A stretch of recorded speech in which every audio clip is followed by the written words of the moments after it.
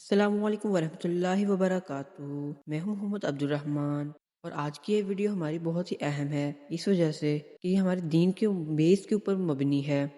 مہربانی کر کے ویڈیو پوری دیکھیے گا تاکہ آپ گمراہی کا شکار بھی نہ ہوں۔ آج کی ہماری ویڈیو میں ہم مسلمانوں کی دو بڑی غلطیوں کے بارے میں ذکر کریں گے۔ ان غلطیوں کی سزا تب بھی ویلڈ ہوتی ہے جب ہمیں ان کے بارے میں معلوم ہو، پھر بھی انکار کریں۔ اس ویڈیو کو دیکھنے کے بعد آپ پر بھی فرض ہوگا کہ آپ اس پر عمل کریں۔ اس کی اہمیت ایک مثال سے میں واضح کرتا ہوں۔ ایک عمارت ہے جس کی بنیاد خراب رکھی گئی، غلط رکھی گئی۔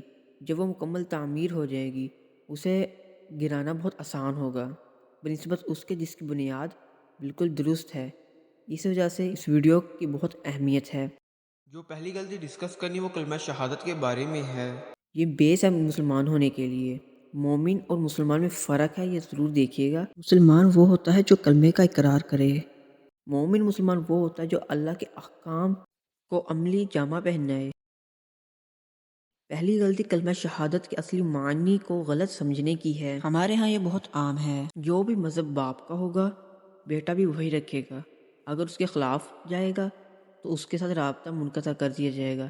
یہ عموماً انگریز ممالک میں ہوتا ہے کہ اگر کوئی بھی مسلمان ہو جائے تو اس سے رابطہ منقطع کر لیا جاتا ہے۔ عموماً ہوتا ہے لیکن کئی نہیں بھی کرتے۔ دراصل کلمہ شہادت کے اندر اللہ تعالیٰ نے گواہی طلب کی ہے کہ کہو کہ میرے سوا کوئی خدا نہیں، گواہی دو کہ میرے سوا کوئی خدا نہیں، اور حضرت محمد صلی اللہ علیہ وسلم کے سوا کوئی آخری پیغمبر نہیں، وہی اللہ کے بندے اور رسول ہیں۔ ہمارے ہاں اس کو سمجھتے ہیں کہ صرف زبان سے اقرار کر لیا یہ کافی ہے، حالانکہ ایسا نہیں۔ اس کی اہمیت بھی آپ کو میں مثال سے بتاؤں گا۔ میں مثال اس وجہ سے دیتا ہوں کیونکہ قرآن مجید میں اللہ تعالیٰ نے اہم باتوں کو جو زیادہ ہی اہم ہے انہیں مثال سے ضرور بیان کیا ہے، اور چند کچھ ہیں کہ جنہیں مثال سے بیان نہیں کیا، نہیں تو عموماً مثال سے ضرور بیان کی یا پھر اشارتاً ہمیں بتایا کہ یہ ایسے ہے۔ کلمہ شہادت کی اہمیت سے ذرا سمجھیں کہ آپ نے یا کسی نے آپ کے اوپر بہتان لگایا ہے، آپ اور وہ عدالت میں کھڑے ہیں، آپ کا وکیل بھی ہے اس کا وکیل بھی ہے، آپ نے اپنی بات بتائی اس نے اپنی بات بتائی جج کو، تو جج آپ دونوں کی بات سنے گا تو صرف بات ہی سنے گا کہ آپ سے یہ نہیں کہے گا کہ مجھے پروف دو کہ تم سچے ہو یا تم سچے ہو۔ میرے بھائیوں، جب روز قیامت اللہ تعالیٰ آپ سے سوال کرے تو بتاؤ کہ میرے سوا کون خدا ہے، تو آپ کہیں گے ہاں بے شک کوئی بھی خدا نہیں، آپ کے علاوہ اللہ کوئی خدا نہیں، ہم مسلمان ہیں، ہم آپ پر ایمان لائے، ہم آپ کے راہ میں چلے۔ لیکن اللہ اگر سوال کرے کہ مجھے بتاؤ تم نے اور مذہب کیوں نہیں اختیار کیے، اور مذہب بھی تھے انہیں بھی اختیار کر سکتے تھے، تمہیں کیسے پروو کرو گے؟ اگر ہم ہمارے ہاں قرآن مجید پڑھنے کی بات کریں تو بہت کم تعداد ہے جو کہ دلی لگاؤ سے پڑھتی ہے، جو پڑھتے بھی ہیں ان میں سے بہت زیادہ ہی کم ہے جو کہ ترجمے کے ساتھ سمجھ کر پڑھتے ہیں۔ میرے بھائی، اگر ہم قرآن مجید پڑھ رہے ہیں، مسلمان ہیں، قرآن مجید پڑھ رہے ہیں تو ٹھیک ہے، لیکن اگر ہم کسی اور مذہب کی کتاب پڑھ رہے ہیں تو ہمارے معاشرے کے لوگ عموماً یہی کہتے ہیں کہ نہیں پڑھنی چاہیے، بالکل غلط ہے، تم قرآن مجید تو پہلے پڑھ لو پھر کرو، اگر پڑھ بھی لیا تو پھر بھی تانے دیتے ہیں نہیں پڑھنی چاہیے، غلط ہے۔ میرے بھائیو، ایسے ہی لوگ ہیں جو کہ حقیقت سے بے خبر ہوتے ہیں، انہیں حقیقت کا معلوم نہیں ہوتا۔ اور میرے بھائیو، بات یہ ہے کہ علم حاصل کرنا ضروری ہے، آپ کو دوسرے مذہب کی کتابیں پڑھنی پڑیں گی، آپ کو پھر پتہ چلے گا کہ ان کا کنسیپٹ آف گوڈ کیا اور آپ کا۔ جیسے کہ میں ہندوؤں کی اگر بات کروں، اس کی وید کے اندر لکھا ہوا ہے کہ کل کے اوتار آئے گا، اور اس کی نشانی حضرت محمد صلی اللہ علیہ وسلم سے بھی ملتی ہیں۔ اور اس کے علاوہ اگر میں اور بات کروں تو ان کی وید اور جو کتابیں ان کے خدا کی طرف سے اتری ہیں ان میں لکھا ہوا ہے کہ ایک خدا ہے، اس کی کوئی شکل نہیں، لیکن انہوں نے ہزاروں پتہ نہیں کتنے خدا بنائے ہوئے ہیں۔ اور اگر میں بات بائبل کی کروں تو بائبل میں کسی جگہ نہیں کہا حضرت عیسیٰ علیہ السلام نے کہ میں خدا ہوں میری عبادت کرو، حالانکہ song of Solomon, book of Deuteronomy, gospel of John, اس کے علاوہ اور بھی بہت ساری کتابیں ہیں جہاں پہ انہوں نے حضرت عیسیٰ علیہ السلام نے کہا ہے کہ آخری پیغمبر آئے گا، جیسے کہ book of Deuteronomy chapter number 18 verse, song of Solomon میں بھی کہا ہے۔ مجھ سے بھی کسی نے سوال کیا تھا کہ بتاؤ کہ تم نے یہی والا مذہب کیوں اختیار کیے، دوسرے مذہب کیوں اختیار نہیں کیے؟ اس وقت میرے پاس اس کے لیے جواب نہیں تھا، کیونکہ میں نے کبھی اس کے بارے میں نہیں سوچا کہ یہ بھی کبھی ہو سکتا ہے۔ جب میں نے اس پہ غور و فکر کیا، تحقیق کی، مختلف مذہب پر پڑھنا شروع کیا اور اس کو دیکھا، تو پھر مجھے معلوم ہوا کہ حقیقت تو ایسی ہے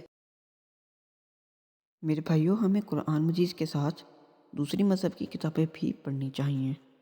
ہمارے دین کا نام اسلام ہے اور اس کا معنی سلامتی ہے۔ اکثر لوگ کہتے ہیں کہ دین اسلام جو ہے بڑا آسان دین ہے، آسان دین ہے۔ اس میں خود اللہ نے کہا ہے کہ دین اسلام پر اگر تم چلنا چاہتے ہو تو ہمیں خود پر جبر کرنا پڑے گا۔ ایسا نہیں ہو سکتا کہ تم سوچو کہ میں یہ بھی نہیں کروں گا تو بس ٹھیک ہے چل جائے گا۔ اس ویڈیو میں ڈسکس کی جانے والی مسلمانوں کی میرے بھائیو آج کی دوسری بہت بڑی غلطی وہ شرک ہے۔ یہ بہت ہی زیادہ پھیلی ہوئی ہے۔ اس وجہ سے میں چاہتا ہوں کہ آپ ذرا صبر و تحمل سے سنیے گا۔ ہمارے ہاں شرک بہت زیادہ عام ہے۔ یہ کس وجہ سے ہے اب میں آپ کو بات واضح کر دوں۔ ہمارے ہاں یہ سمجھا جاتا ہے کہ حضرت علی سے مانگ لیا جائے، غوث اعظم سے مانگ لیا جائے، اور میں ان کا نام لینے والا ہوں جس سے ہم سب بہت زیادہ محبت کرتے ہیں، لیکن میرے حوالے جو ہوں گے یہ قرآن میں سے ہوں گے۔ اس وجہ سے مہربانی کر کے ذرا صبر و تحمل سے سنیے گا اور اپنے دماغ کو فضول ان باتوں کے جن کی کوئی بیس نہیں ان سے مت بھریے گا۔ حضرت محمد صلی اللہ علیہ وسلم سے اکثر لوگ ان سے بھی طلب کرتے ہیں، یا رسول اللہ آپ ہمیں یہ دیں، اور ان سے علاوہ ان کے بھی علاوہ اگر ہم دیکھیں نا، لوگ مالک قوالیوں بہت سنتے ہیں جن کے اندر شرک بہت ہوتا ہے۔ اکثر کے اندر ہوتا ہے یا علی مدد، میرے خیال سے ایسی بھی کوئی قوالیاں، پھر کانواں والی پیر، پتہ نہیں کیسی کیسی قوالیاں بنائی ہوئی ہیں، وہ لوگ سنتے ہیں بڑے خوشی کے ساتھ اور انہی سے طلب کرتے ہیں۔ میرے بھائی قرآن، یہ وہی لوگ ہیں جو قرآن نہیں پڑھتے۔ قرآن مجید میں اللہ تعالیٰ نے واضح کہا ہوا ہے تم مجھ سے طلب کرو۔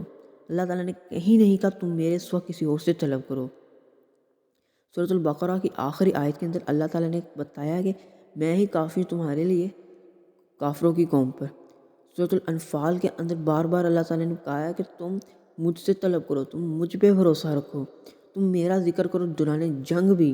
اللہ تعالیٰ نے سورۃ الاحزاب میں بھی کہا ہے تم میرے لیے صبر کرو، تم مجھ پر بھروسہ رکھو، تم مجھ سے مدد طلب کرو۔ اللہ تعالیٰ نے قرآن مجید میں واضح کہا ہے کہ تم مجھ سے میرا فضل طلب کرو، نہ کہ ادھر کہا کہ تم علی سے میرا فضل طلب کرو، نہ کہا ہے کہ حضرت محمد صلی اللہ علیہ وسلم سے میرا فضل طلب کرو۔ میرے بھائیو مولا مولا ہوتا ہے، خدا خدا ہوتا ہے۔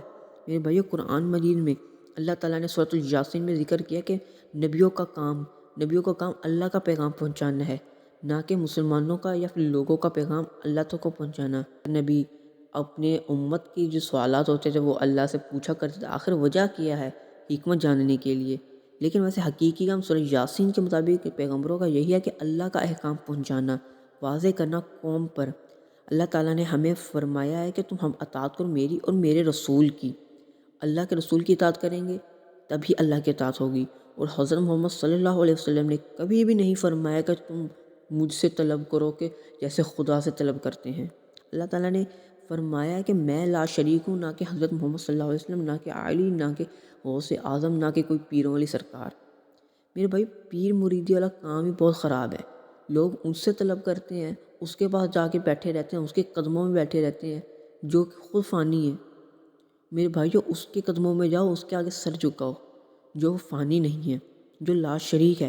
آیت الکرسی میں ذکر ہے اس کی قدرت کے بارے میں، اس کی قدرت ہے لا شریک، اس کا کوئی شریک نہیں۔ میرے بھائیو صرف آیت الکرسی کے اندر نہیں، پورا قرآن واضح ہے کہ اللہ کی قدرت کیا ہے، اس کے علم کی بنیاد کیا ہے اور اسی کے علم کی انتہا کیا ہے۔ سورۃ الانفال کے شروع میں ذکر ہوا تو ادھر بھی ایسے ہی ہے، اللہ نے کہا تم بھروسہ رکھو اللہ پر۔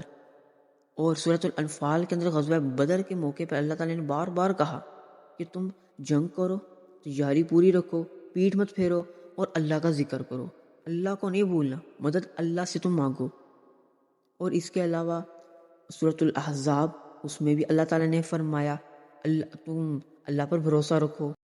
اس کے علاوہ قرآن مجید میں اللہ تعالیٰ نے واضح کہا ہے کہ تم مجھ سے میرا فضل طلب کرو۔